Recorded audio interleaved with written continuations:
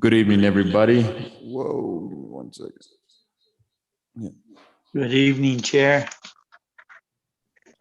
Good evening, Chairman. Sorry about that, a little bit technical difficulties, everybody.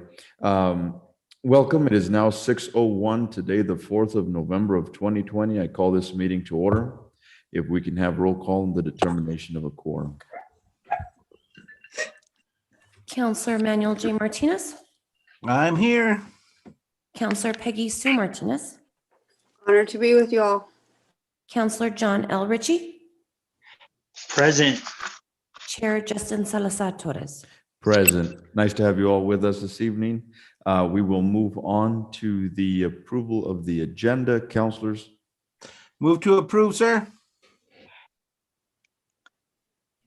thank you, Counselor. If we can get a second, please. Sure, second. Thank you, Counselor. So we have a motion from Counselor Manny Martinez and a second from Counselor Peggy Sue. If we can have a roll call, please. Counselor Manuel J. Martinez, Approve. Counselor Peggy Sue Martinez, In favor. Counselor John L. Ritchie, In favor. Chair Justin Salazar Torres. In favor. Thank you, Counselors.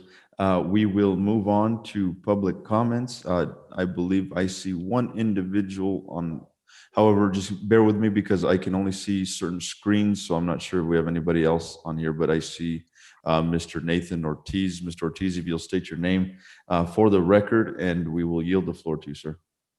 Okay, I'm Nathan Ortiz, here from the city. I come to you guys today. Good evening, counselors. Come to you because last public safety meeting, you guys said that the issue of the UTVs would be on this agenda. Very disappointing to find out it's not even on the agenda.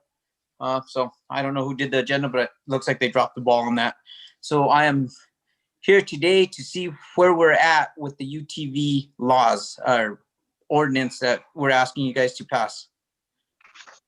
Sure. Well, Mr. Ortiz, I will tell you that falls on me. As we spoke, on a phone conversation, I did tell you that I was not going to move forward with anything until after the elections because we wanted to work with the Rio Arriba County. And of course, we had individuals running that were currently county commissioners. And I wanted to see what their governing body was going to look like, who's going to fill in, et cetera, as well as with us, so we can get together and work with the Rio Arriba County. So as mentioned in our previous conversation, that's what we're waiting for. Granted, the election just took place yesterday, so we still have no clue yet on who will be filling Commissioner Leo Jaramillo's seat. So as mentioned, we're waiting for that, sir. Yes, sir. That is understandable. I just wish it would have been put somewhere on the agenda that that's what we're waiting for, or that we're pushing it to the next meeting or whatnot. Not having it on the agenda just seems like it's getting pushed off the plate. And there's many of us in the group that had planned to actually show up at the meeting today to show support for this. So if I could ask that I be copied or I be notified somehow to make sure this does stay on the agenda, to so we can see this go forward, also so that we can show you guys in the city the amount of people out there that are wanting to follow this and wanting this to go through. Like I say, things happen in numbers. We've got big numbers of people wanting to show up and voice their opinion. So that's all for now. Thank you, Mr. Ortiz. Appreciate it. Counselors, it doesn't look like we have anybody else for public comment. Did anybody sign up? Okay, great. We will move on to, we have here the Public Safety Committee meeting minutes of October the 7th of 2020. However, we have some fill-ins today, so we do not have those meeting minutes. So counselors, if it's all right with you, we remove the meeting minutes from this agenda and place them on the next. Sounds fine by me, sir. Thank you, sir. Counselor Peggy Sue Martinez, Counselor Ritchie, any? Uh, Fine. Chair, Torres Salazar, I think you should call for an official motion stating such because the agenda has already been approved as presented. You So got it, let's- ma'am. Let's try and get a motion, and I'll give you the motion postponing these meeting minutes of October 7th, 2020 to the next meeting so I'll that we second. make it official since the agenda has been approved. Second, Thank you, Counselor Peggy. So I appreciate that. And thank you, Counselor, I believe it was Manny Martinez that seconded. So if we may have a roll call, please. Counselor Manuel J. Martinez, For the motion. Counselor Peggy Sue Martinez, For the motion, and I believe the second came from Counselor Ritchie, if I'm not mistaken. correct. yes. Okay, Okay, thank you. my apologies. Counselor John L. Ritchie, In favor. Chair Justin Salazar Torres. In favor, thank you.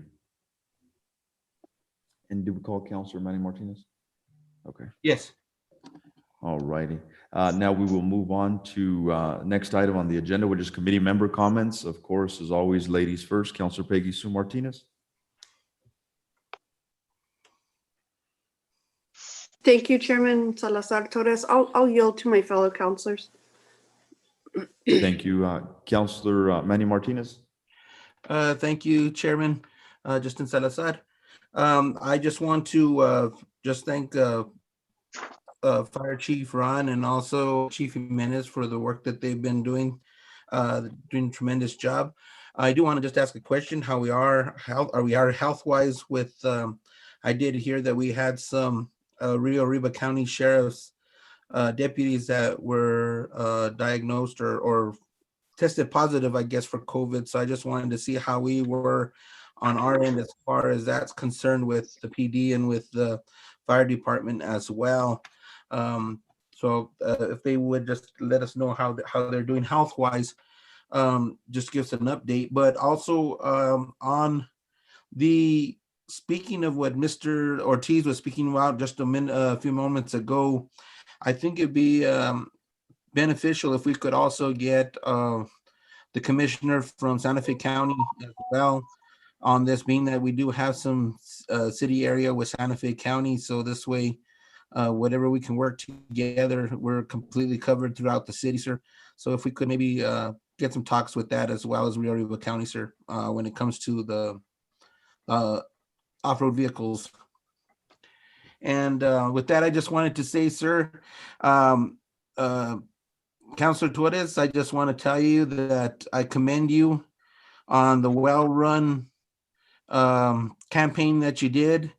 I've watched the campaigns. I won't say a student, but I've always loved kind of looking at politics from the outside and watching them throughout the years. And I have to say that you have ran one of the cleanest, best campaigns that I've seen, and I'm very proud of you, sir, for what you did. And I think a lot of politicians, both locally, statewide, nationwide, could look at the campaign that both you and Mr. Montoya, Roger Montoya did, and I commend you guys on that, and you, sir, for keeping to your values, your morals, your ethics, and running a great campaign, sir. I know you came up a little bit short, but that's okay, sir, because you did not change your ethics, your values, or your morals on that, sir, and I commend you on it. And at that point, I also want to congratulate Mr. Montoya on that as well. But I do congratulate you, sir. You did a tremendous job, and I'm just happy you're still with us here at the city, because we need to keep those values with us here as well. So thank you, sir. Thank you, Counselor. I appreciate that very much. Counselor Ritchie, do you have any comments, sir? Not at this time. Thank you, sir. All righty, thank you. Counselor Peggy Sue, anything? Thank you, Chairman. I do have some concerns. I have a concern with the lighting issue that's happening in the community. Here up on North Coronado, South Coronado, there's been lights out for a couple of months, 3 months maybe.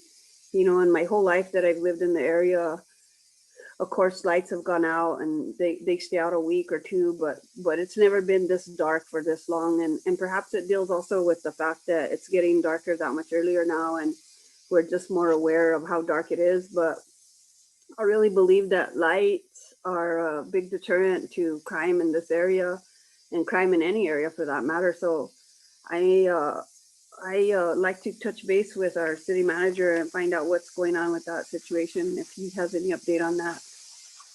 Sure. City Manager Martinez, are you on with us, sir? Yes, Mr. Chair, members of the committee, thank you for yielding the floor to me.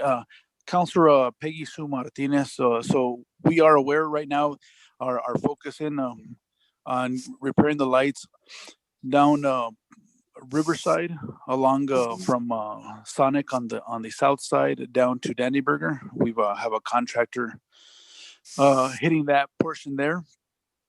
And then also we're focusing also on a big portion along Riverside from the Fairview Riverside intersection down to Walmart by Valley Estates, which that big portion is also the city's.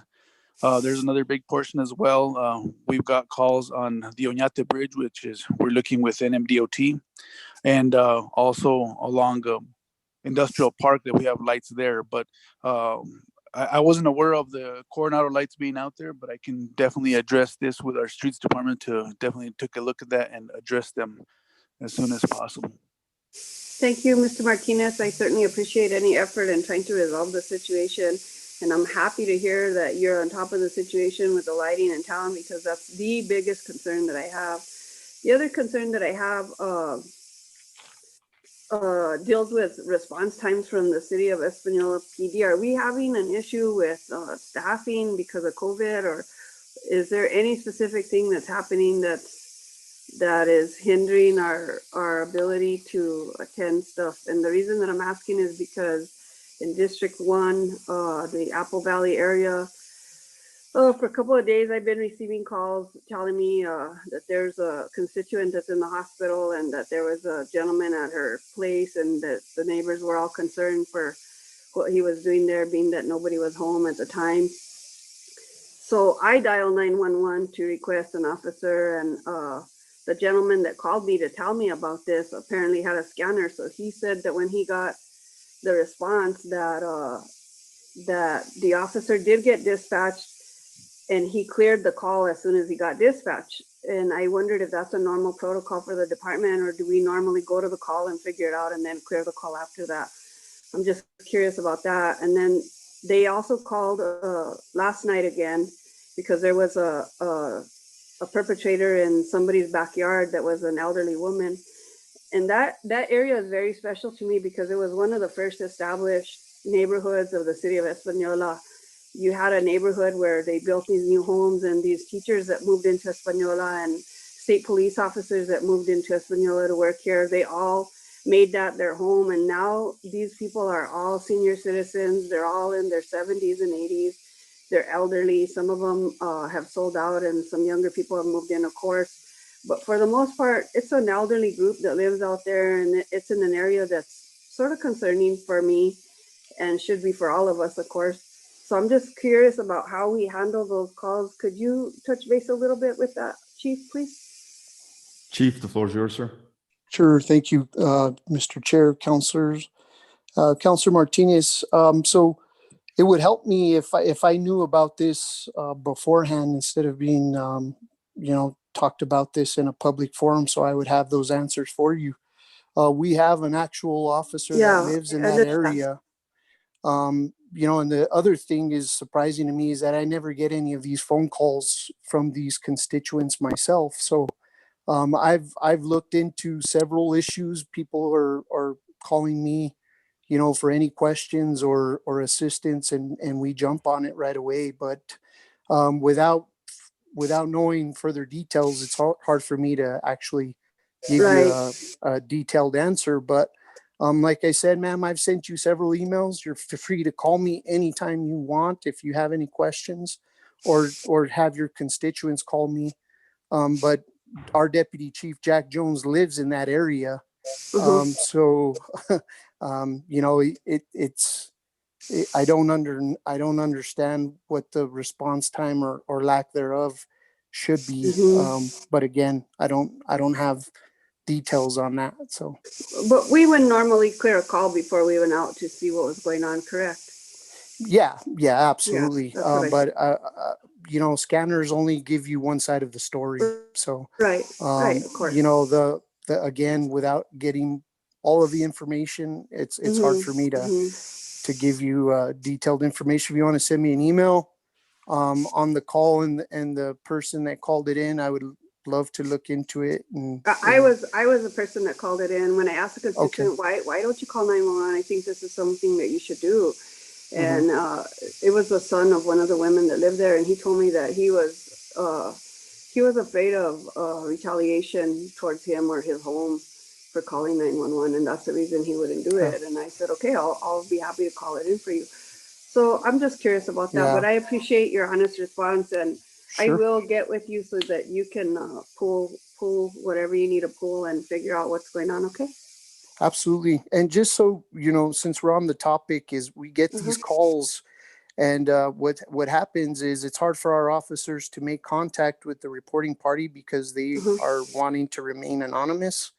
So if they do that, it's important that the public knows that our officers won't make contact with you if you wish to remain anonymous. So, well, I made the call and no, they never I asked me understand, that. ma'am. Yeah, no, I right. understand. But I'm saying, period. If Right. people don't want contact, then our officers aren't going to force that because of anonymity. Right. So, I understand. okay. Thank you. So that's my concern. The other thing is I did hear through the grapevine, like most of us do get our news sometimes, is that there was some COVID in our department. And I'm just concerned if there has been, how are we handling that? Are we able to still keep full staffed or is there not? Or what's going on with that, sir? And Well, I what we was can going to do with give you a that, Chief, department. Yeah, Chief, if you'd like, you can do that for your department report, counselors, that Okay. would if be you don't great. mind. Okay, that's fine. That was my concern. And mostly the lighting, I really appreciate Xavier Martinez for jumping on top of that. We appreciate that. I think that will help us a lot in town. Thank you, sir. Thank you, And Chairman. Counselor Peggy, so I'm gonna piggyback Thank you, off of Chief. you to let you piggyback off of that as well. And I'm just curious, Chief or City Manager, if you all have any insight to this. I'm just curious about the Walmart parking lot lights closest to Walmart. I've noticed over months that it tends to be dark immediately, and Yeah, they're off. And I don't know if that's more of an issue with COVID, that they're doing that to hinder people from going to go shop, no, or what's the issue there, especially now that the time changed. It's going to be darker a whole lot earlier. So I'm just curious if Walmart does it for a reason, or what's going on with that. Yeah, Mr. Chair, I would have to look into that. I'm assuming a lot of those lights are on a sensor.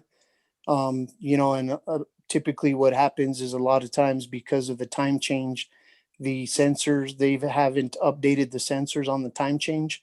So I can definitely reach out to the manager there at Walmart and find out for you all, but I don't have an answer.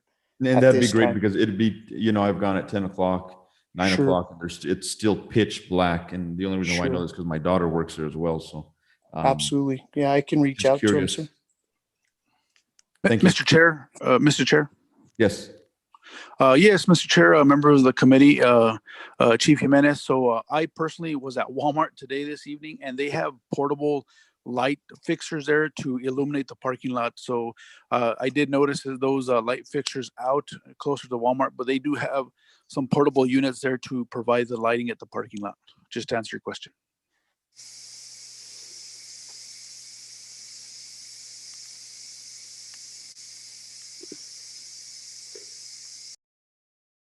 you're muted, sir. We can see your lips move, but I can't hear you. Chairman Salazar.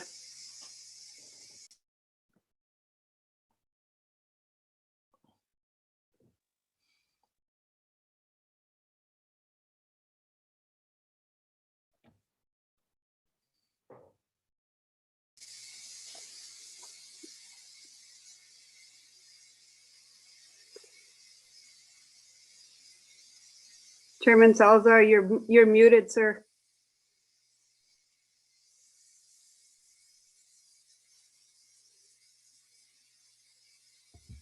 All righty, let's see if we are back. Counselor Peggy Sue There you Martinez. go. Yeah, you're back. Okay, great. I think Counselor Martinez wanted the floor. Counselor Martinez, sorry about that. The internet No, went no. out, so I couldn't see any hands or see anything. No, yeah, it's fine, sir. Thank you. I did have some questions or concerns for planning and land use, but I don't know if just to bring it up when he does his department report.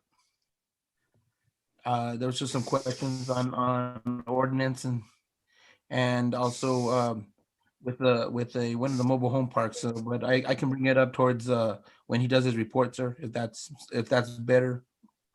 Okay, perfect.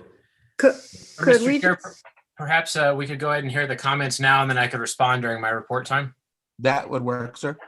I've had a few people come to me from the Santo Nino Mobile Home Park.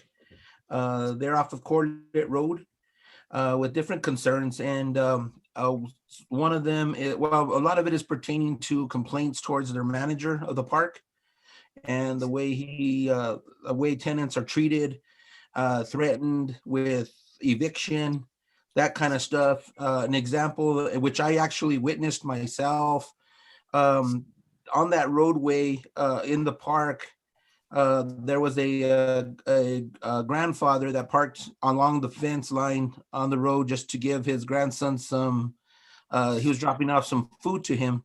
And along comes the manager of the park and threatens to evict him because I'm tired of people parking along your fence line. It's a city ordinance that you can't park here. So he uses like the city ordinance, like the stuff like that. I don't even know if there's even such a city ordinance that wouldn't allow you to park along these people's trailer spaces. But he does use that and threatens them, like I tell you, to evict them. Along that lines, I've heard that he charges different rates for different people, not just from a single wide to a double wide, but just from person to person. He charges different space rates. And also, I don't know if we should do a meter audit in that area, a water meter audit, because apparently there's some people that pay the city water and some people he charges them for water. So I'm not sure how that's working as far as if the meters are under his name, the park's name, or how that's working out. So those are some of the concerns that are coming out of there. And I don't know if there's anything that your department can handle on that. I was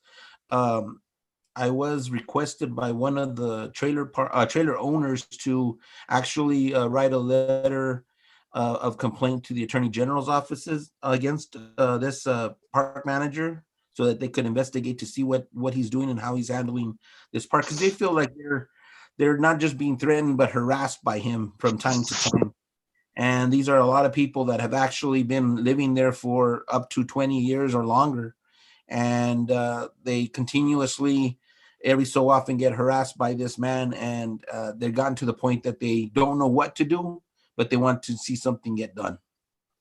So if you could look into that, sir, I'd appreciate that. Thank you, gentlemen. I believe Counselor Peggy Sue Martinez, you.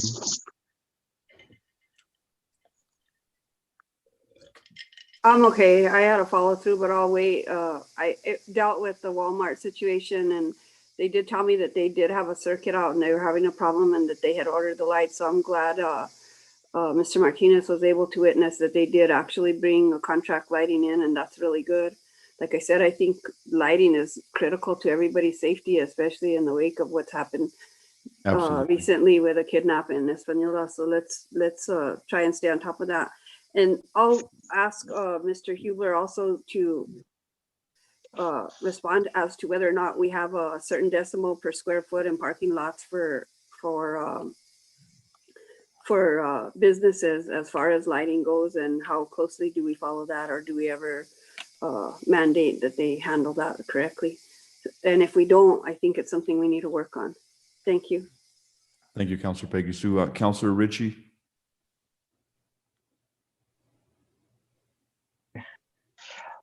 I noticed also portable lighting at the Lowe's. So I don't know if there's a electrical issue in that grid.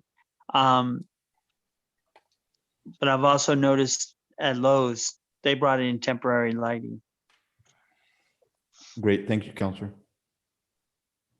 I can check with Hemis to see if it's an issue through Hemis as far as a transformer or anything like that that might be going on, or if it's something that's on their side, and I can update the counselors with that. Thank you, Counselor. We appreciate that. Follow up, Chairman Salazar. Counselor Peggy Sue, floor is yours. Thank you. Chairman and Councilor Ritchie, Councilor Martinez, the landlord tenant hotline for the state of New Mexico. So anybody that's having any kind of issue can talk to somebody that understands rental law. And the number is 505-983-8447. Again, that's 505-983-8447.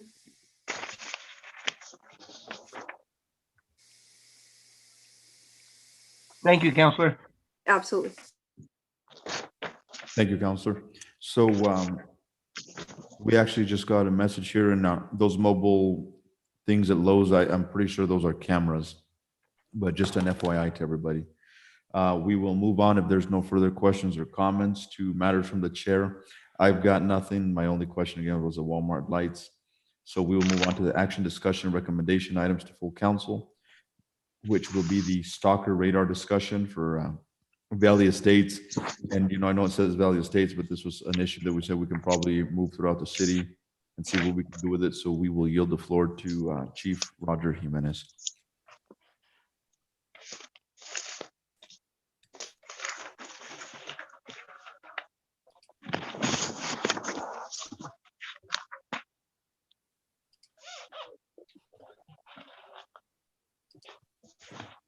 Chief, are you with us? Yes, sir. I'm sorry. I apologize. I wasn't unmuted. So good evening, Mr. Chair, members of the committee. So I sent you quotes from Stalker Radar on a couple of different versions. And then I also sent you an email because I just received it today for what's called a deployable 250. And I sent the email to everybody, so I hope you can open it.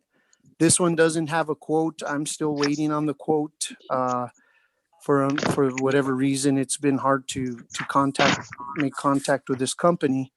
But the second one, it's called the deployable 250. This one actually has the capability of issuing citations. The citations would be kind of administrative citations, and the company who deploys these systems would also be in charge of collecting for the fees and also deploying these systems wherever we need them. They can be mobile. They can be moved. These things right here the deployable 250s. They look pretty discreet, and they're not an eyesore. So the problem, or not the problem, but the difficulty with these products are that we would have to enter into an MOU, and it's a little more task oriented doing this route rather than the other ones. The other ones are more going to be for deterrent. These ones are going to be actual citations and create an MOU or a contract. I stand for any questions. Sounds good. We will ask Councilor Ritchie. Councilor Ritchie, do you have anything for this? Yes, hold on. I'm sorry. Let me get. Councilor Manny Martinez. There we are. I'm Oh. there. Okay, go ahead, I'm Councilor Ritchie. sorry. I'm interested for the deterrent and it being mobile, so we can put it in areas as to bring attention to that neighborhood or throughout the city. Which was I saw a price of 77. Is that the one with the trailer and the mobile?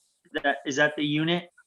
That is just the deterrent one, sir. That does not Right. issue citations. It's basically a radar indicating the speed that they're traveling.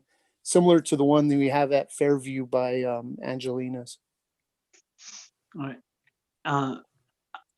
I'm interested in that, so that we can move it around the neighborhoods, when they have hot spots. So there's my 2 cents. Thank you. And Yes, both sir. can be moved, correct, Chief? Yes, sir. The difference is the deployable 250, the little lockbox type of system. That one has the opportunity and ability to take a picture of the license plate and issue a citation. Now, that one can be sent or taken and moved to various areas within the city. The only caveat is that we cannot use it on state roads. So we can put it on city roads, city streets, city-owned streets, city roads, but we cannot put it on a state highway. Okay, great. Thank you. Counselor Yes, sir. Manny Martinez, any discussion regarding the systems? Yeah, on the one that you're speaking about with that we would have to do an MOU because of the citations. How much of that citation comes back to the city and how much stays with the company itself? I'm still waiting on a quote, sir, but when I worked with Santa Fe Police Department, I believe it was about 15% that we sent back to the, I can't remember if the agency kept 15% or the business kept 15%. I want to say the business kept 15% of the total revenue, but I will get back to you with that when I get more information. Okay, and how does that work as far as being that if not one of our officers citing a person, how does that work as far as court or anything like that? Should the person just, toss that citation away when they get it in the mail? Yes, sir. That's a great question. So, Mr. Chair, counselors, members of the committee, Counselor Martinez. So what happens is when a citation is issued, we would assign one of our officers or administrators to issue the citation and sign off on the citation. So it is a certified officer that is issuing the citation. And then that person will report to whatever court we deem necessary. And being that we have a municipal court, we could always file them through municipal court. The only thing is that we would have to come up with an ordinance through municipal court to do so for this specific program. Okay. Thank you, sir. You're welcome, sir. Counselor Peggy Sue Martinez? Thank you, Chairman. Thank you, Chief. First Yes, of ma'am. all, thank you very much for following through on my request for information on this situation. I'm very interested in this. I do have a little concern because we have gotten in the past and recently complaints from Valley Estates, and then there's the concern that some neighbors don't really want to see something like this blinking in their neighborhood. But I think Sure. that if we did it in a way where it would be movable and it wouldn't be there constantly and forever, and we would utilize it on La Jolla, Coronado, the part of McCurdy that belongs to the city of Espanola, and the city streets that are all around us. Mhm. I'm very interested in the comparison of what the citation unit looks like, Mhm. and I'm interested in furthering the research on that. So if you could continue your research, if we do decide to go after this, I'd like to see a scope of work, and I'd like to see it go through a procurement process.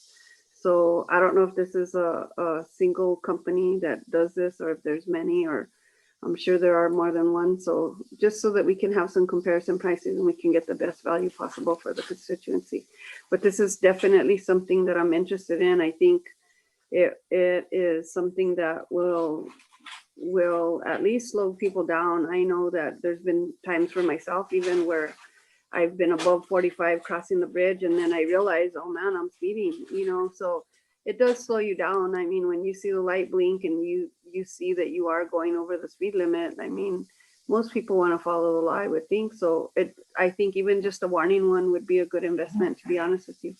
So the differences that I can tell from reading these is that some of them are solar powered, some of them are Wi-Fi powered, and some of them are electrical, ¿verdad? Yes, So, ma'am, you're correct. I think in just to be careful with not having electricity available to us at all areas, I would think that we would consider using the solar one.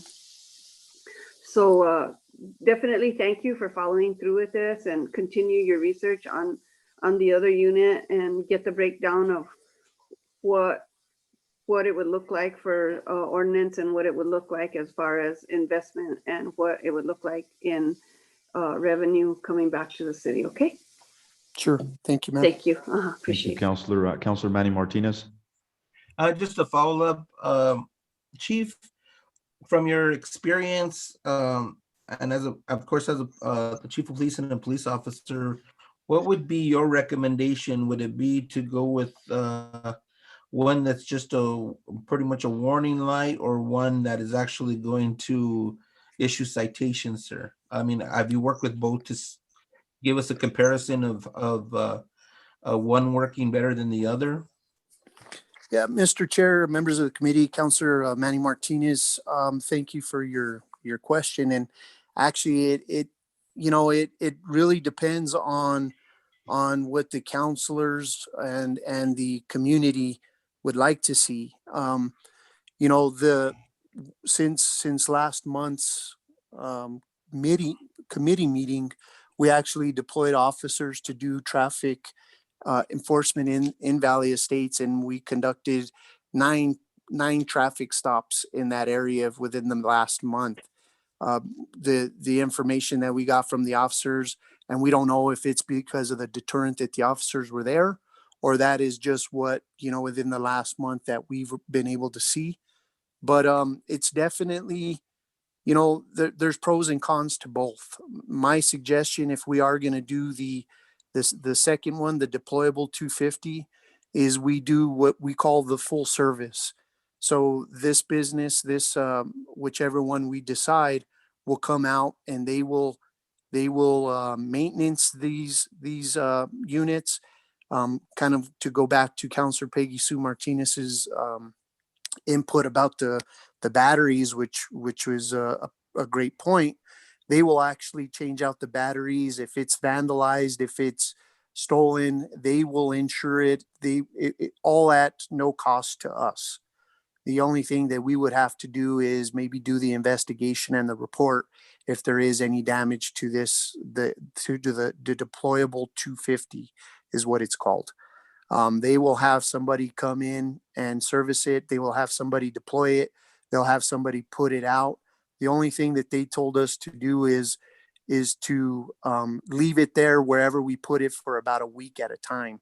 So that way they get the accurate amount of citations and they get a good flow of traffic for the entire week. So there's pros and cons to both, sir. It really depends on what you would all like to see. The one thing I will tell you that once these citations are issued, then there's no, they're issued. That's it. There's no choice of paying the fine or going to court. You're going to go to court. So, that's one of the drawbacks. However, it really is up to the council and the community, and that's why I put it out there like this. And I also sent Mr. Trujillo, who was the Valley Estates representative, the both emails, and he was going to look into it and gather some communication with the neighbors and let us know what they decide to. I have a question. Yes, sir. Councilor Martinez for a follow-up. No, I'm fine. I was just saying thank you to the chief. Okay, thank Yes, you, sir. Counselor. Counselor Ritchie? Thank you, Chair. Chief Jimenez, on the one that you were talking about, the 250, so they have a contract where they handle it and they move it so that if we decided to move it throughout the city, they would come out and move it and set it up? Mr. Chair, members of the committee, Councilor Ritchie, yes, sir, you're absolutely right. We would tell them where we're getting complaints or, you know, anything that we have of concern, any traffic concerns, and we would ask them to set it up and move it, and they would do that. A follow-up question.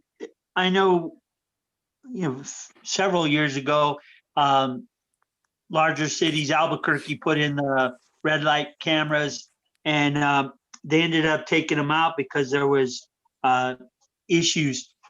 Has that been resolved with on the legality of the tickets being issued? Because I know that was an issue. Again, it's been several years. Yes, sir. But That's is that a great now? question. Yeah, it's a great question, and I didn't mean to interrupt you, but it still remains that these citations are, and I think if I'm remembering correctly, there was a concern whether or not they were criminal or civil, and it's kind of much like the mask order violations that we're dealing with now. It's not criminal, but it's civil, right? So we were trying to deal with the legalities then.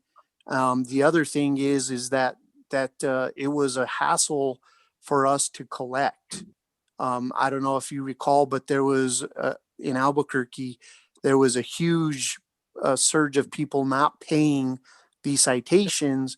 Albuquerque Police Department didn't have anybody to try to collect on these payments. So that's one of the options that we can do is have this whatever company we go with actually do the collections as well. As far as the legality and if there's any other issues involving that, I'm still waiting for a quote, and I will definitely get that answer for you, sir, once I find out more about this product. You said that there is no investment, they're just gonna be collecting, and so there's nothing that we don't have to put up any money on this Well, particular unit? So Or I'm was sure it- there it's a would be an commitment? expense. Yeah, I'm sure there would be an expense, and it's definitely a contract and an MOU we would have to sign. Right. I just don't know the cost yet, and I don't know exactly what is going to be requested of us. However, it's my understanding that from what the gentleman said today, that this can have this can pretty much pay for itself with the money we generate. Again, I don't know what that generate, that how much revenue it would generate. It would just kind of depend on how many citations it issued and how much money we would have to fork out up front. So I'm still waiting on that information. One more question since we cannot utilize it on state roads and our main arteries are state roads, what would it really help us within our city, within other neighborhoods? Is there a lot of other neighborhoods that are having besides Valley Estates, of course, but that one's an obvious because it's a connection. Sure. But is it worth us, since we can't utilize it on our main arteries, is it really, we went after this for a deterrent in a very busy neighborhood. Sure. And is it worth it throughout the city to move it around? Is there other problem streets? So that's a great question, sir. And the answer right now it depends on exactly how much we would have to pay in my mind. How much would we have to pay to utilize this? I mean, and I'm just speaking out of my short time in Espanola, but I know North Railroad has an issue with speeding. Coronado, McCurdy, like Councilor Peggy Sue Martinez said, so we could definitely deploy it, and then it would leave our officers not having to, patrol or enforce those city streets. When we deploy it, they can be working those main state roads a little Right. closer. So, it really does depend on what the cost is. And I couldn't tell you right now because I don't have that. So But, we'll be I'll- looking forward to more Yeah. information for next meeting then. to have it. Absolutely. Yeah. And the gentleman did say he would have, what I need to do is provide him some information on our last stats, which I'm waiting for dispatch to give me. And they might have already sent me today, but once I send that out, we'll know more. Thank you, gentlemen. Chief. Yes, Planning sir. Director Richard, sorry about that. We did see your hand up, but Councilor Ritchie had the floor. Richard, the floor is yours, sir. Thank you, Mr. Chair. I just wanted to add a little bit of information, and some of this I've sent over to Roger already as part of his research. But about a year ago, this was, for whatever reason, made it to my office to research. The question was around the permanent signs, like the one that's installed on Fairview by the railroad intersection there. Those ones, we did get some information from DOT. They're fixed, they're AC powered, they run about $3,500 a piece. So as far as the kind of the bang for the buck, as it were, having a mobile sign that we could perhaps put on the problem streets that were brought to my attention, the same as Chief Jimenez indicated, Railroad, Valley Drive, Coronado, North McCurdy.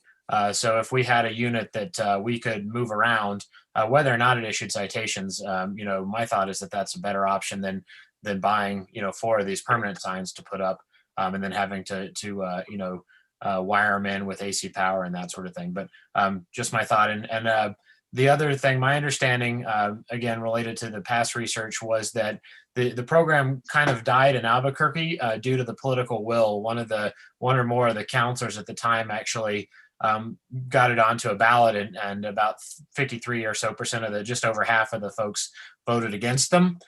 There was a UNM study, so I'm tracking that down, and I'll provide that to Chief Jimenez for his reference as well. Thank you so much, Richard. Thank you, Planning Director. Appreciate it. Councilors, any other discussion regarding this item, or we will just look forward to the deployable 250 information for the next committee meeting? I think that's a great idea. Thank you, Chairman Salazar. Thank you, Councilor. All right, Chief, we'll look forward to the next discussion for the next City Council meeting about the deployable 250. Yes, sir. And Thank then you. if we can, if we may, whatever action we'll need to do, make it some sort of an action item so we can move on with this instead of just keeping a discussion. That'd be great. And then, of course, we'll leave it at the leisure of the committee councilors. If we're gonna do that, can we run that through legal as far as an ordinance? Because it's not gonna be just like passing it. I mean, we're gonna have to create the ordinance. We have to advertise it. Correct. That's 30 days. It's gonna be a lengthy process. It's not gonna be something that's gonna happen very quickly. And not only that, I think we have to identify in a very tight budget where that money could possibly come from. So these are all things that we have to be thinking about. It's not just, oh yay, let's do it. I mean, I appreciate exactly where you're at, Chief. I think you're doing a fabulous job in doing the research, but I think we still need a lot before it becomes an action item as far as addressing it with an ordinance and everything else.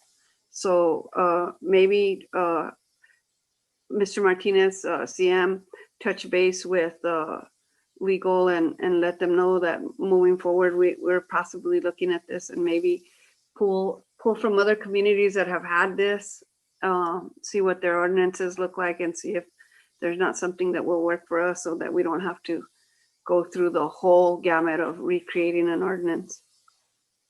Thank you, Sounds Chair. Miss- good.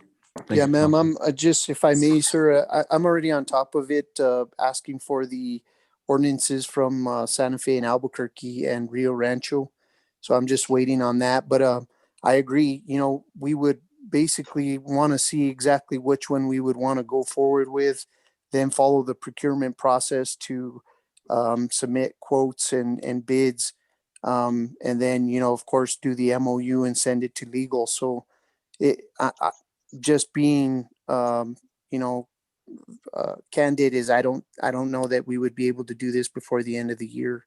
but I definitely get started on it if you all are looking. I don't think it's doable by the end of the year either, Yeah. but it's okay because at mid-year, we'd have a better idea of where our budget is anyway. Sure. So I think it's okay. I mean, Yeah. it's just something that we definitely want to continue to do research on and find out more Sure. about in case we want to move in that direction. And we certainly appreciate your efforts. Sure, no problem. So are we looking more at the deployable 250 is what you all would want more information about? Yes. I'm not sure that I want to go whole hard in that direction, but I want all the information about it so we can do a good comparison with both units. And that's what I was going to recommend the next go round. If you get information on that deplorable 250, if you can just bring them both before us, Sure. the stalker radar and the deplorable 250, and we can go from there, sir. Okay, got it. Thank you. Thank you, Chief. All Thank you. righty, I believe we've beat that horse there, so we'll move on to the department reports. We have with us Fire Chief. One final question, Mr. Salazar. Counselor Peggy Sue. I'm sorry, Ron. I'm sorry, Mr. Padilla, Chief Padilla. Is there any way, looking at that unit, is there any way that they could possibly demo the unit for us at some time? If we get very serious about purchasing it, could you look into that also, sir? Absolutely, ma'am. Thank you. Okay, great. Chief Padilla, the floor is yours, sir.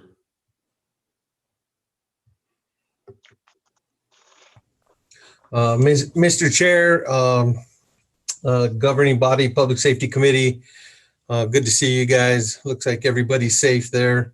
To answer Councilor Martinez's question about what the fire department or what our department is doing, as of last Friday, the fire department is on total lockdown. There is no public allowed into the building whatsoever. We've are sanitizing every morning, every evening inside the station, as in our units and our equipment that we are using out in the public. Temperature checks as we walk in the morning, temperature checks before they go to bed, and it starts all over again the next morning. So that's where we're at in the fire department, as in keeping everybody safe there, just to let you guys know. Number one are stats. I'm sure you guys already read that, so we won't even go to that at all. Counselors, Same- do you all have any questions regarding stats for the fire department? I do, sir. Counselor Peggy Sue. Thank you. Chief Padilla, could you touch base on the special incident type? What was that about?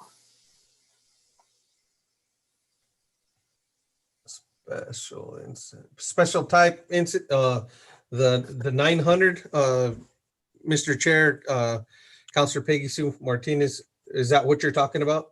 Yes, sir. And that could be, I mean, I would have to go and look up the incident itself, Mhm.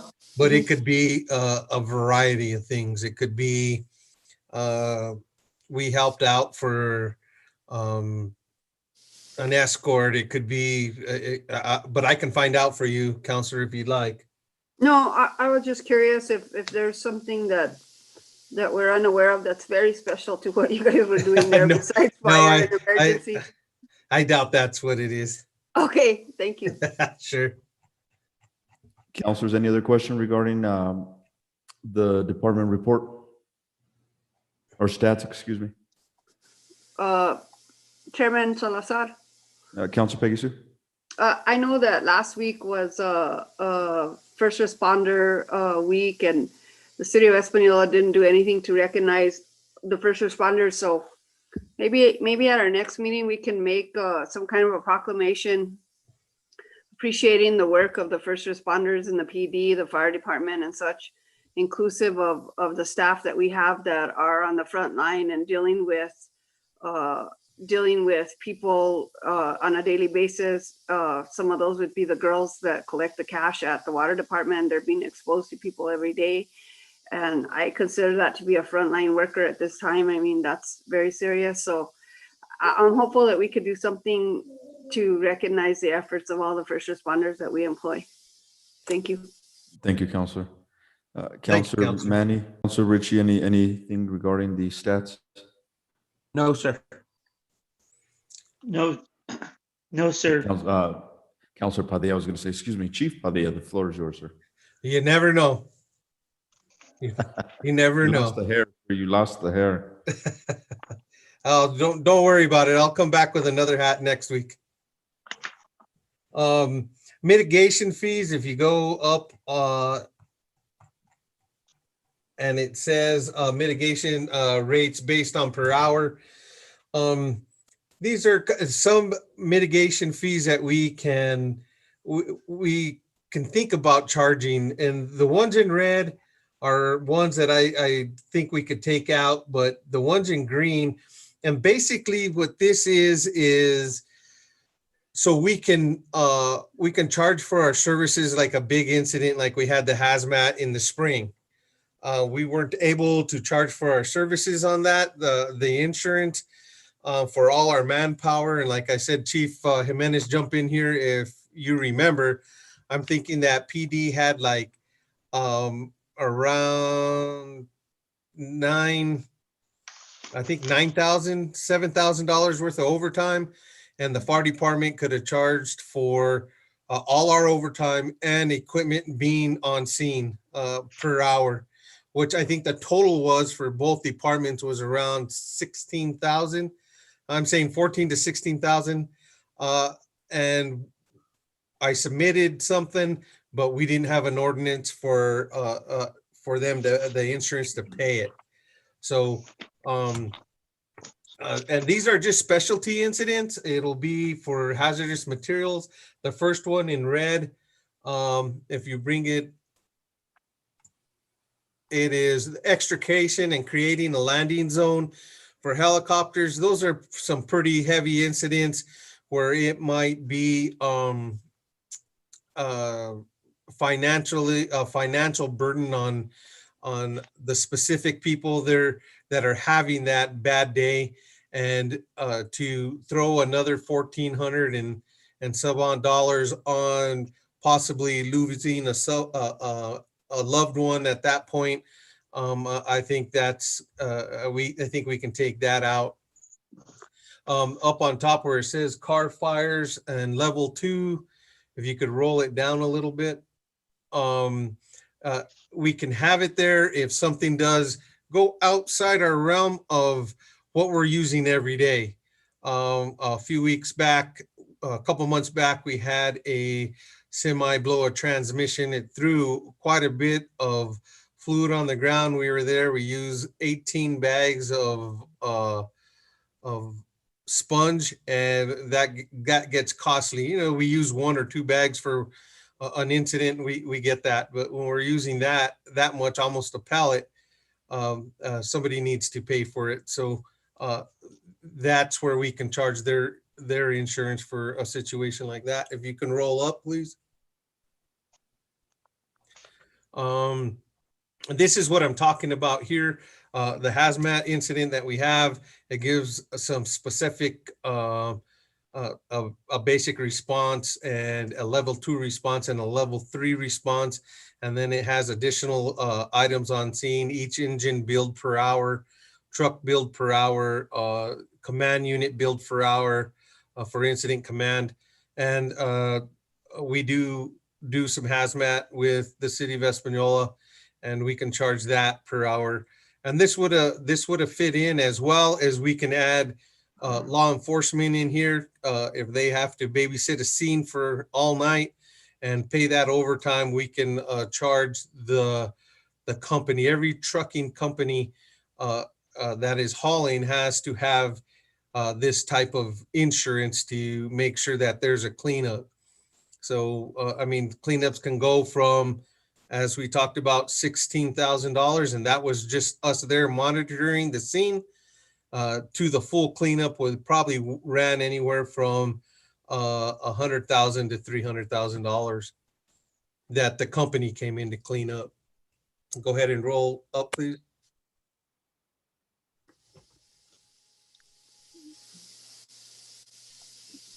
And one more where you see the next green, I believe. And illegal fire assignments. This is for when we, let's say we issue out a burn permit. They are legally responsible for that fire. If they're not burning under our rules, they're violating the rules. They don't have a permit and it gets away from them, they're liable for that fire. So at this point, this would give us, this is a fire that is not supposed to happen if they are properly following the rules and maintaining that. If it gets away from them, burn down somebody's house, their insurance for their home or their property will, we can at least charge for that incident and recoup what we use that day. We're not saying we're going to go and charge for a regular fire that's out there. It's just if somebody's burning not according to the rules, we can go ahead and assess a fee. And basically the other stuff are just water incidents and evacuating, and that applies to the same rules. And I think that's pretty much it on there. I took out the backcountry or special rescue. We don't do that much. We do have a UTV and ATVs, and I didn't think that for where we're at this point, we need to have that type of fee. But this is something that we can add in for fire and police for at least wages, and if they're not following the rules properly. Any questions or comments? Chair, Counselor Ritchie? thank you.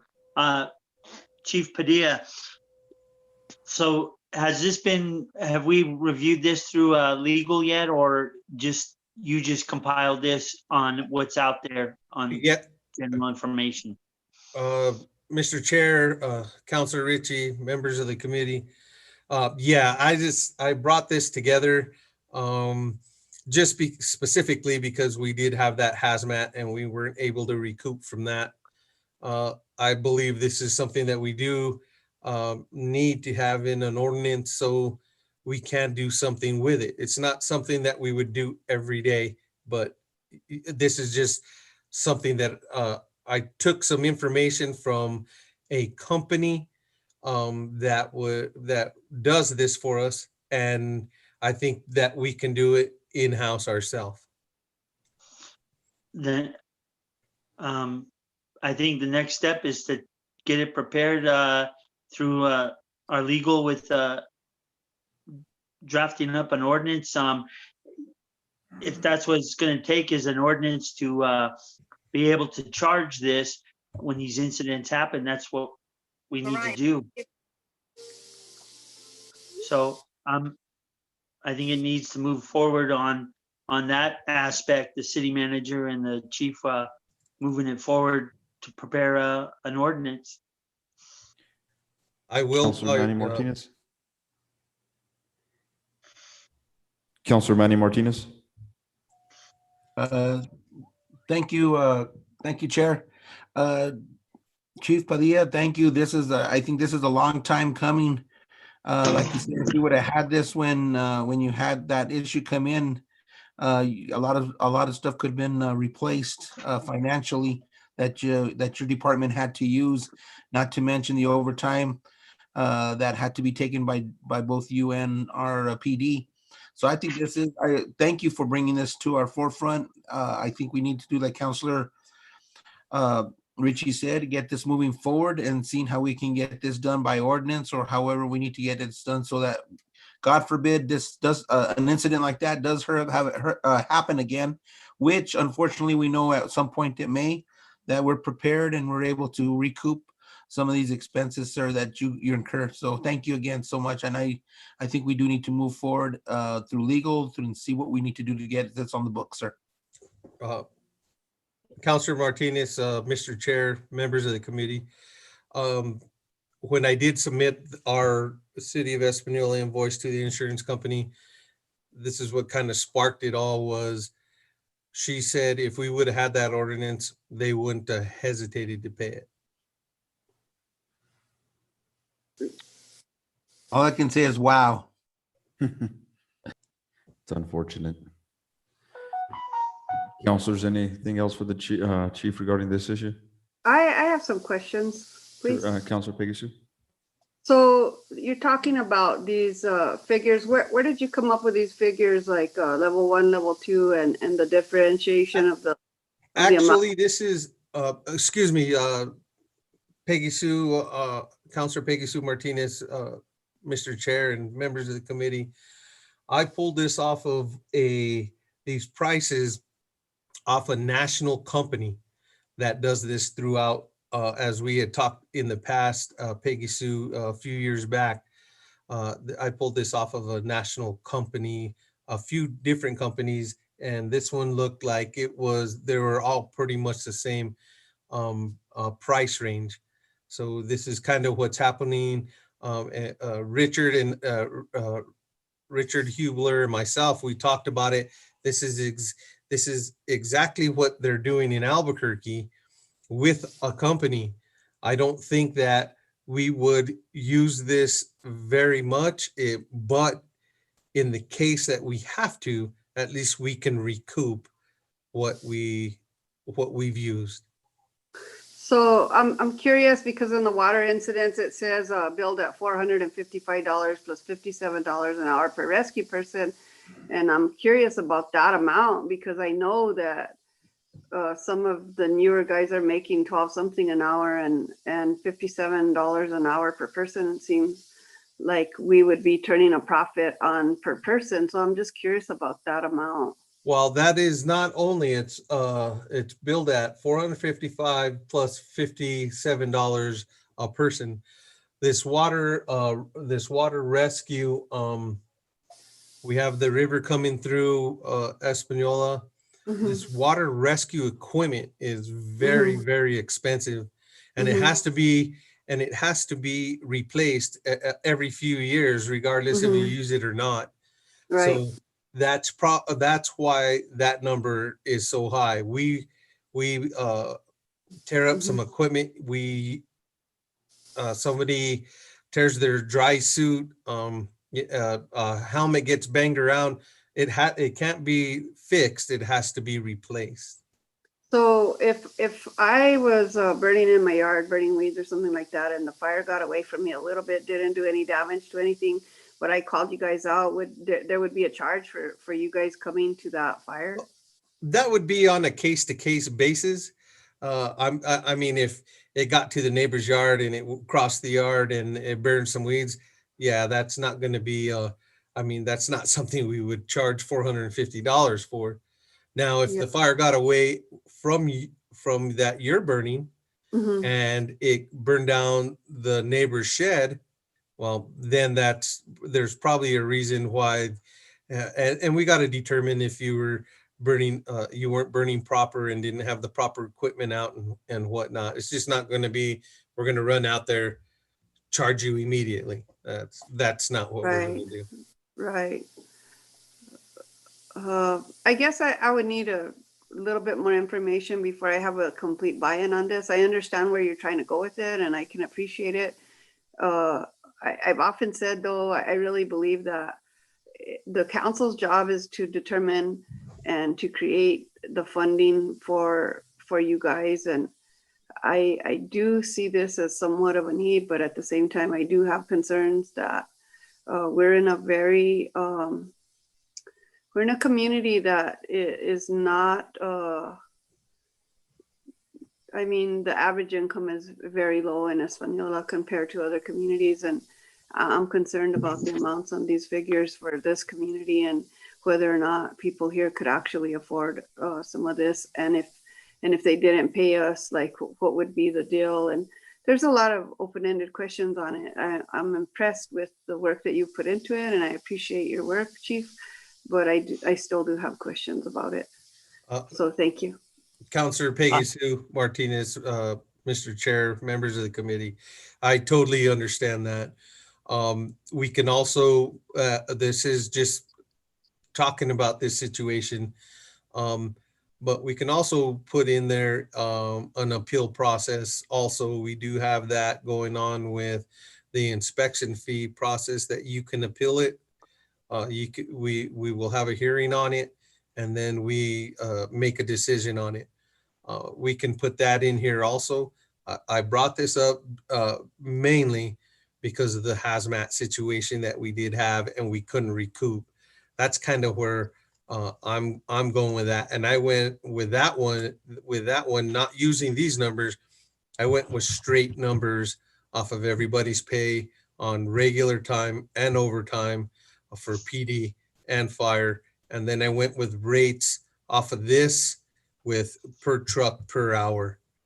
This is pretty much a national standard pay scale. And just a note, this is mainly for insurance billing, and you have to have you follow a standard, because the majority will be billed to an insurance company.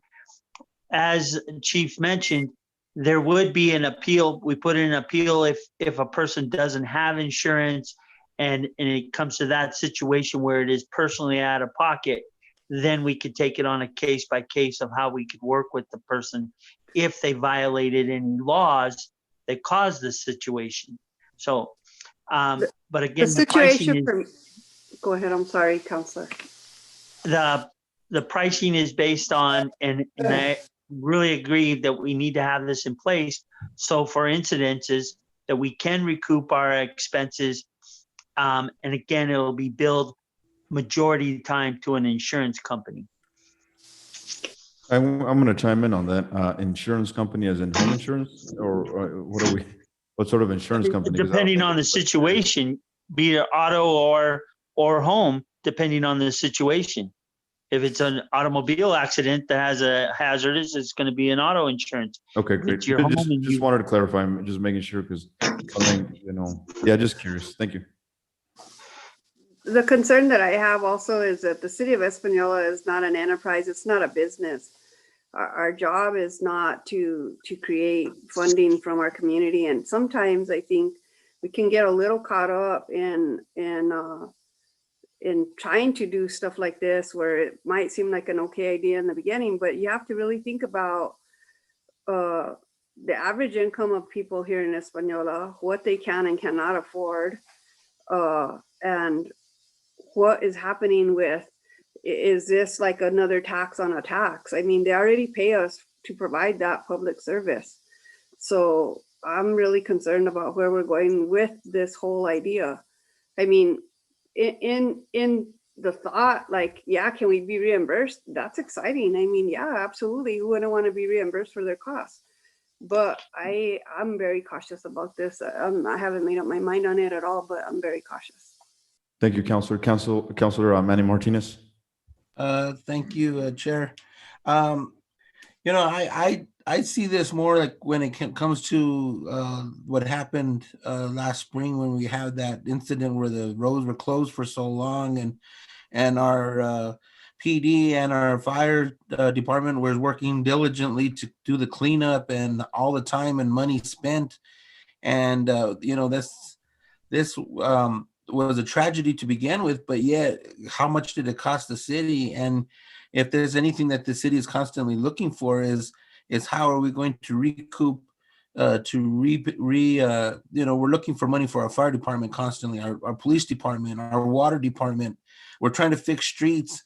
And if we're not going to somehow look to how we can generate some sort of income, some sort of extra money, I think this is a great way, considering this is not just a service that we're providing, but we're going above and beyond doing these cleanups and providing X amount of hours of overtime for these incidences that may happen. Again, they're far and few between, but still it is costing the city a lot of money during these kind of incidences that happen. I think that's a big difference from a fire that gets away from burning weeds as compared to a major semi accident that may happen in the middle of downtown Espanola. And I think that's just something we need to really look at. So again, I commend the chief for all the work that he's done in this. And I think this is something we need to look at, considering that money is tight. As the counselor said, it is tight for everybody.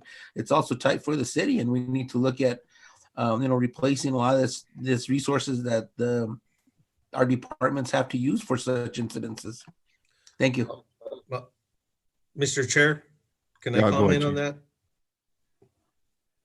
Go ahead, Chief. Mr. Chair, Ms. Peggy Sue Martinez and members of the committee, this isn't a tool for trying to create revenue. I'm not trying to put this in here as a business or to make money. I'm trying to put this in here that if we would have had the ordinance, we could have recouped our money. Every truck that rolls through the city of Espanola has a DOT number, and it is, the next truck might be something else, unfortunately. And my thoughts and prayers go out to the family that was involved in this. And that was the greatest loss. But we also have a job to do, and something else might roll through here, the city, and we do not have an ordinance in place to at least recoup overtime or equipment. That's what I'm trying to do with this. Councilor Martinez, I'm not trying to have this to start to create another revenue line for the fire department or the police department. Thank you, Chief. Counselors, any other discussion? No, sir. No, sir. All righty, Chief. Anything else, sir? I just like to, number 3 is fire department has been fully staffed. We hired a young lady out of Dixon, and we just hired a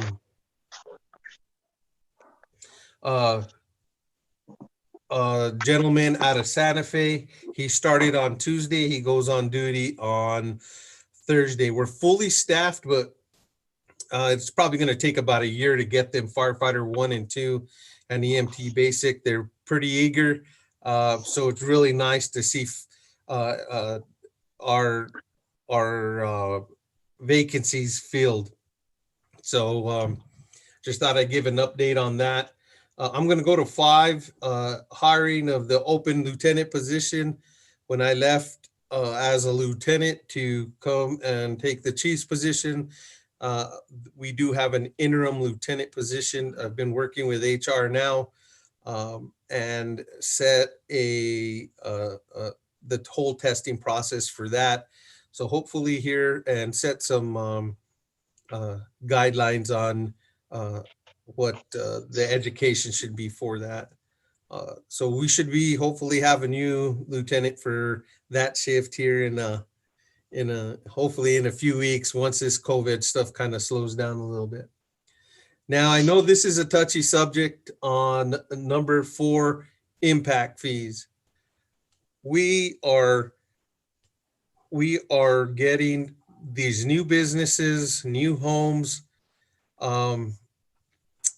commercial businesses within the city of Espanola, and our impact fees are, if any, I don't think we have any, are at a minimal. But we are taking on more businesses, more new homes within the city of Espanola, and those do have an impact on law enforcement. It has an impact on wastewater, has an impact on water, and it has an impact on our fire response with an EMS response. And we are not looking at that fact. I understand that we need to bring these businesses into the city of Espanola, and we want to put up new homes in the city of Espanola, but those are an impact on our law enforcement, our fire department and our water and wastewater. We are going out with what we have and doing a darn good job of it. I am, you know, I'm, I look back and being on a truck, and it's like the greatest thing in the world to be on a truck. But these guys are doing a job of, firefighters are doing the job of 15 people with 4 guys, and they're amazing. And I'm proud to be part of them. With also with law enforcement's out there. There's more buildings to protect. There's more people in here to protect, and we are not assessing those impact fees to these big companies. When they were putting up the McDonald's, I was out there talking to a contractor, and he said, "I love Espanola," and I said, "Why is that?" Because in Roswell, they charged a whole lot of money to put a McDonald's in Roswell, and he said it was great because we came in here and started and built this building. I think it's something that needs to be talked about. I think we need to, I understand that we have COVID and whatnot, but these are things that that we really should have been doing years ago. Chair, Counselor Ritchie? I have a comment regarding the impact fees. About 5 years ago, well, it'd be longer, when I was on planning and zoning, we were researching impact fees, and that same comment regarding the McDonald's, the developer came in and at the time told the director, he just came from Houston and he wrote him a check for over 100,000, almost 100,000 to put a McDonald's in Houston. And we charged him like $100 or something was our, whatever our building permit. And it was, he couldn't believe it. And so we started the discussion, but again, people, when it comes to the larger businesses, those are the ones that can afford the impact fees, but you can't pick and choose who pays impact fees. And if a small mom and pop shop wanted to build a business here, how is that going to affect them? And that's where we get in a twist. And so we lose out overall. And we do have to have a serious conversation regarding impact fees.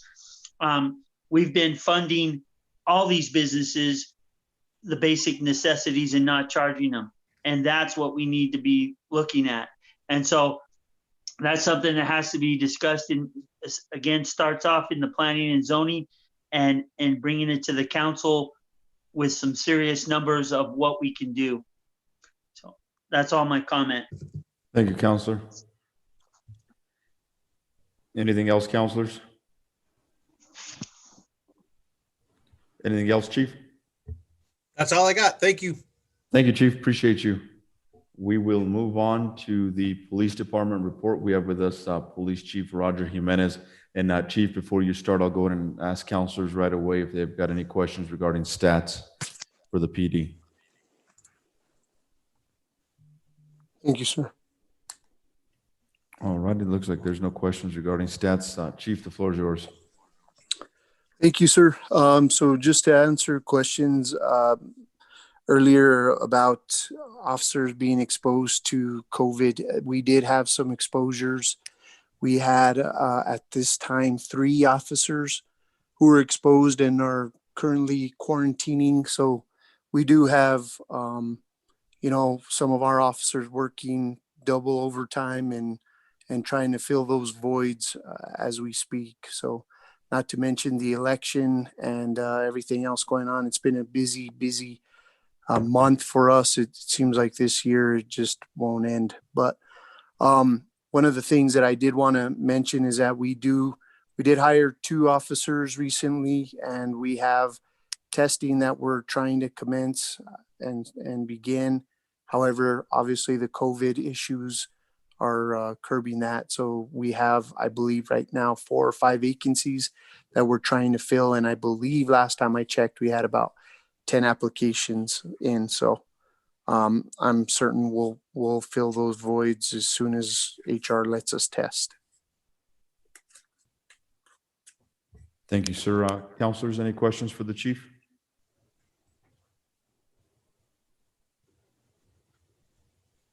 All righty, chief, do you have anything else to report on, sir? Not at all. Just if anybody has any questions or concerns, please reach me, and I'm available at any time. So, Thank you, chief. We will Thank move you. on to Project Race. We have with us, I believe, Justine. Good evening. Can everyone hear me okay? Yes, ma'am. So good evening, Chair, members of the committee. I'll open the floor to any questions on Project Race report for September. Counselors, any questions for Ms. Justine? And counselors, just go ahead and unmute your mic because I cannot see your screen. So just let me know if you. Chair, I have a quick question. Counselor Ritchie? Thank you. Again, thank you for all your effort that you do for our community.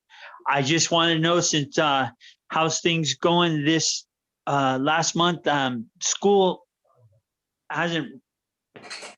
isn't open, correct? In a normal sense, and I was just curious how your office is handling the students. Councilor Ritchie, thank you for that question. We have started in the schools since the beginning of September, and we've been going, well, not going into the schools because they are physically closed, but we have been doing Zoom meetings and Google Meets with the classes and the teachers. So we've been coordinating with them, Miranda and I, to be able to perform and, get our numbers and give our lessons to the kids. So everything's been going very smoothly with that. What has the feedback been from the students? Has it been positive with this kind of environment? Councilor Ritchie, it's been very positive, except for the technical difficulties that we've been having with the online learning. It's been definitely something new for everyone to get used to, especially the students. We are seeing that a lot of students are having issues or problems with the online learning. So therefore, parents are coming to us. They're getting referred to us to help them and do some tutoring, because I'll give you an example. There was an incident with a student where he was referred to us. He told us he was doing his work, he was turning in his homework. The teacher was responding back saying that she received the homework and everything. He was lying to the grandma, and the grandma came back and said, well, I thought he was tutoring, etc. And when we contacted the teacher, he wasn't turning in anything. So there has been, some difficulties with the online learning with students, I guess not really having that discipline. And then of course, the social aspect of it. So that has been an issue that we've been seeing, but we're here to help. And we've been helping families that have been coming to us and wanting to seek tutoring. And that is something that is very new to Project Race. So tutoring, you have an avenue for tutoring. The program allows you to assist. Bless you. Bless you. Yes, Councilor Ritchie, we never really implemented tutoring before. We've only implemented mentoring the students, mentoring in the life skills. But right now in this crisis that we're in, we went ahead and talked to HIDA about it, and they said, no, tutoring is a great thing right now, because a lot of students are not they're not being disciplined and they're not wanting to turn in their work. They're just thinking that the online, schooling is just a free day, and they just kind of get on Zoom and then they just sit there, do whatever they want the whole day and don't really pay attention in class, and then they don't submit their homework. So that's why we kind of taken on the tutoring aspect. And actually right now we are in the process with a program through HIDA. It's called ADAPT. And they're actually helping us create an evaluation plan for 2021 to start implementing for race. So we are doing that right now, and tutoring will be incorporated in that. And also a lot of other different changes that will be coming to race. And once we get the evaluation plan up and going and it's set in stone, I will bring it to the committee, and we'll go from there. We'll show you guys what we're going to be working on and what the new things will be with race. Will that require more? Will you have to expand your department, and will HIDA be able to continue funding the expansion? So I'm glad that you asked, Councilor Ritchie. Actually, recently, me and Diane just submitted for a grant on Monday. It was due Monday. It's called the Kukuli Grant. It's combating overdose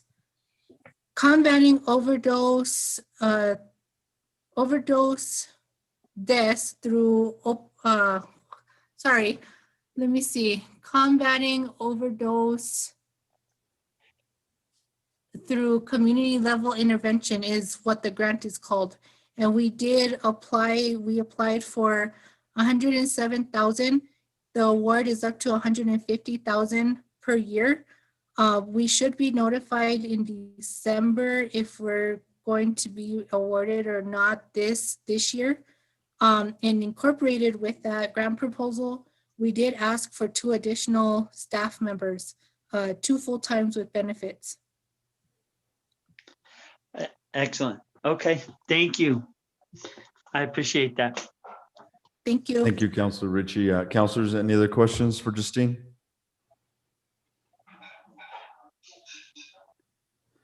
Alrighty, Ms. Justine, anything else that you have to present? No, that's it. Thank you, Chair, members of the committee. Thank you, Ms. Justine, for all you do. Have a good evening. Now we will move on to planning and land use. We have with us, I believe, Mr. Hubler, and he's got just a few questions to answer, I believe, that we had pending. Thank you, Mr. Chair, members of the committee. So first off, we don't have any stats this week, as you're all aware, but we do have some good news. As you're all aware, we do not have a code enforcement officer currently, but we did complete interviews for a number of candidates last week, and we have a couple good ones. We're currently in the process of offering our best choice the position this week, with hopes that they'll start here in about 2 weeks. So we'll bring them to meet you guys at next month's meeting. As far as the questions from earlier, specifically to Santo Nino Mobile Home Park, the questions that Councilor Martinez raised, some of that stuff is certainly disturbing to hear, but well outside kind of the purview of the city. That mobile home park does, I know from dealing with a number of folks moving trailers in and out of there, they do have a contract, a lease contract. It does specify a number of things. I imagine some of the differences related to different rental rates or whatever could come from, how long those contracts have been in place. I do also know that the trailer park or the mobile home park owner actually owns a number of the trailers and rents those out, as well as rents out spaces to folks who have their own trailers. So kind of like flights on an airplane, I can see a scenario wherein there's a lot of variety, both on who pays who what and how much they pay, that is still very reasonably legitimate. It could also be totally illegitimate, and so I think that the reference to refer that perhaps to the state for investigation is a good one, because to whatever extent they have authority over those kinds of business practices, they would be the right body for that. Certainly, my office does not. We have had a good relationship professionally with Mr. Ortiz, the manager of the mobile home park, related to annual park cleanings, related to enforcement of violation issues that we've had. And I know that he has had a number of problem tenants. It made the news a little while back. And I understand that at one point his life was personally threatened as well. So I imagine all those things kind of come into play there. Certainly we can reach out to them and see if there's anything we in my office can do to support the operation of that trailer park. But ultimately, at some point, it does become kind of the private business that it is. And the interaction that they have, between them as the legal entity and the property owner, and the tenants and the contracts that they have. But I'm certainly willing to reach out to Mr. Ortiz and see if there's anything we can do to support him to make it as good of a place for folks to live as possible. The other question, I think we touched on lighting already. Yeah, perhaps if I missed a question from another counselor, I've got a bunch of notes here, but I did not do a good job apparently of highlighting the ones I was going to respond to when it came to my turn. Counselor Manny Martinez. Thank you, Chair. Mr. Huber, on that with the park, is there a city ordinance that does not allow people to park outside their spaces? Yeah. Or is that just something that he's using to just kind of like throw at the tenants, stating that it's the city ordinance, So in general, the city does not allow parking on city streets. We do have off-site parking requirements when we do the approval of various development plans, the requirement for parking and lit parking, to Councilor Peggy Sue Martinez's question, is there, and that's part of the consideration that the commission or that my department takes as we're reviewing and approving developments at the early phases. So that relates to city streets. Camino Miramontes is a perfect example of that, and we're dealing with a number of property owners there related to illegal on-street parking. The issue with San Nino Mobile Home Park is that it's entirely a private development. That is not a city street. Paseo Melendez and the other, I forget the name right off the top of my head there, are private drives effectively. So in that sense, any restrictions that we have about parking on the streets wouldn't apply, and we wouldn't typically enforce those. Kind of like if you don't park between the lines in the Walmart, that's between you and Walmart. His reference to you can't park on the street because it's a city ordinance is true, but maybe not necessarily, 100% the best way to approach that situation there. So we can reach out as part of that to Mr. Ortiz. I found that note and circled it. Thank you. Councilors, And then anything that was else? the other thing, I think, to Councilor Peggy Sue Martinez about lighting requirements. We do have them when we do, parking lot design. Now, Walmart was obviously built, a couple decades ago. Our requirements have changed a little bit over time. They have recently approached us about doing some renovations and rebranding and signage updates and that sort of thing. And part of that, we understand, is going to perhaps address their parking lot or parking lot layout. So depending upon what they submit, we may or may not, reevaluate their lighting and potentially their landscaping, which we now require and did not back then, obviously. All Did I right. miss any other Other questions? questions for Mr. Hubler? Anything else there, Planning Director? That completes what I had to say. Thank you, sir. Thank you. Appreciate it. Have a good evening. We will go on to municipal court, and I believe, Follow up with Mr. Hubler, Mr. Salazar, please. sure, Councilor Peggy Sue, sorry about that. Thank you. Mr. Hubler, I just wanted to say first and foremost, thank you for following up on the Calle Montes situation. Could you give a little update as to what's going on with the cul-de-sac parking and the parking on the sidewalks and such? Absolutely. I've had personal conversations with a couple property owners related in particular to kind of hotspot areas. The fire chief and I went out and did an evaluation at one point kind of related to, fire access. Those cul-de-sacs or half cul-de-sacs there were part of the design to basically allow for more lots and provide street frontage for all of them. They do have to remain open. They are part of the city public street.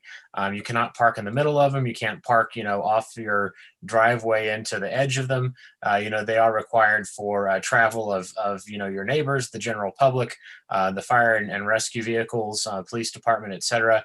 Those are public streets that are owned by the city of Espanola. So those ones, like other streets in town, do not allow parking on them. So as I indicated, we have had, I've had individual conversations with a couple property owners. Because of the kind of prevalence of the issue there, we're in the process of basically sending every property owner a letter kind of notifying them of that, kind of requirement. And then we'll be following up as necessary with individuals who don't come into compliance. Thank you, Mr. Hubler. Appreciate your follow-up on that.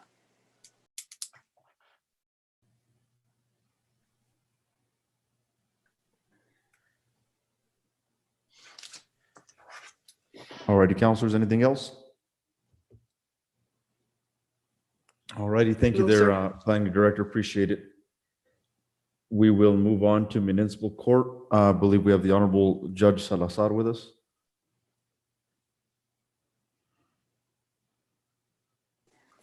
All right, Counselor Salazar Torres, good evening, and members of the public safety. Good to see you all tonight. Counselor Salazar Torres, good job on your election. I'm sure you're completely exhausted, but I'm gonna wish you a good job and congratulations on your efforts, definitely. Thank you, Judge. Counselor Martinez, Manny, I wanna send my condolences to you and the Jimenez Co-op and for the loss of Rico Mendoza and to the family also. I'm sure that really stings a lot, and I'm really, truly sorry about that. Thank you, Judge. I deeply appreciate that. I will send the sentiment to all the employees there at Hemis. We're pretty much still in shock of all this that has happened. He was 38 years old and he passed away the day before his 39th birthday. So it's very shocking. I know. Thank you. It's a big loss for the co-op. And good job to Project Race for applying for that grant. That's a really good job trying to apply for that grant. I sent over just some quick stats for September. They're a little down from the past fiscal years, but with COVID going on and it has been a strange year. We've been having court both in person and both virtually. We're not transporting any prisoners to court. All prisoners are handled virtually. All bench warrants and bench warrant arraignments are handled virtually. We're wearing masks 100% of the time in court. I'm glad to see that the city is trying to encourage employees wearing masks more on a full-time basis. But other than that, we're doing good. We're safe. We're disinfecting. We're cleaning. We're doing a lot of court from audio and telephonically, and we're doing okay. We're covering graffiti. There was a big graffiti mess at the Veterans Clinic just about a week and a half ago, right before the weather turned, or right when the weather got better, I guess. We went and painted it. And if you guys see any graffiti out there, let me know and we'll get out there and try and cover any graffiti. But I stand for questions, and I know you guys are exhausted. I'm the last guy on the agenda, so motion to adjourn. Thank you, Your Honor. Counselors, any questions for the Honorable Judge? I have a comment more than a question. Sure, Counselor Peggy Susan. Thank you, Chairman Salazar Torres. Judge, I just wanted to say thank you so much for your timely response to the graffiti on the Veterans wall. I mean, they really did a number on that thing. It was pretty bad and it was really, really ugly. So we certainly appreciate you and the staff moving out there very quickly. It was covered like within a day. So we appreciate you doing that. Thank you again, okay? You're welcome. CM, if you can call me tomorrow, maybe we can coordinate a couple trees to get planted at the Veterans Memorial before Veterans Day. If you guys are gonna have a Veterans Day demonstration or anything to honor the veterans, or even if you're not gonna honor the veterans, we can try and plant a tree out there. Just let me know. We can, plant as many trees as you want out there. Nice. Thank you, Judge, members of the committee, members of the, Mr. Chair, Honorable Judge. Yes, if I can have you get in contact with Mr. Scott Frost. And to answer your question, the Veterans Commission will not be doing an event for Veterans Day. They will, of course, going to be having a few of the commissions put a wreath. They're going to videotape it and put it on Main Street, on the social media as a little video putting a wreath at the wall. So, but no event's going to happen. But yes, just reach out to our community services director, Mr. Scott Frost, to coordinate those tree planting. All right, thank you. Sounds good, counselors. Anything else for the honorable judge? Just thank you, Judge. Thank you for those trees. No All problem. righty. Well, thank you, Judge. We appreciate Thank- you and have a Thank good you, evening. Judge. sir. The cat got Richie's tongue there. I'm just kidding. Before we I'm saying- adjourn, Chairman, Yes, ma'am. I just wanted to mention, that COVID went up by 9 in Rio Arriba today, and all 9 were in 87532 in the zip code here on the west side and part of Santa Clara. So I really am concerned about this. We've gone up over 100. We were at 68 on the end of September, and through the month of October, we went up to 177. So we've gone up over 100. We've gone up over 100% in a month. And that's very, very concerning to me. I'm very concerned about the way that it's spreading in this zip code. Every other zip code seems to be holding steady. Fairview, Santa Cruz, even Alcalde is holding steady, but this zip code for some reason is really, really out of control. So I think it's something that we need to be watching. Thank you, sir. Thank you, ma'am. Counselors, any questions, comments, concerns? All righty. Well, counselors, our next item on the agenda is our next meeting. Of course, it is the first Wednesday of each month, tentatively scheduled for the 2nd of December. Do we hear any objections to that date? Nope. All righty. Looks like we will shoot for the That's fine. 2nd. Looks like we will shoot for the 2nd of December. Counselors, I appreciate your time. Have a good evening and God bless you all. Meeting Thank is you. adjourned. Thank you, sir. You guys have a great evening. Take care. Good night.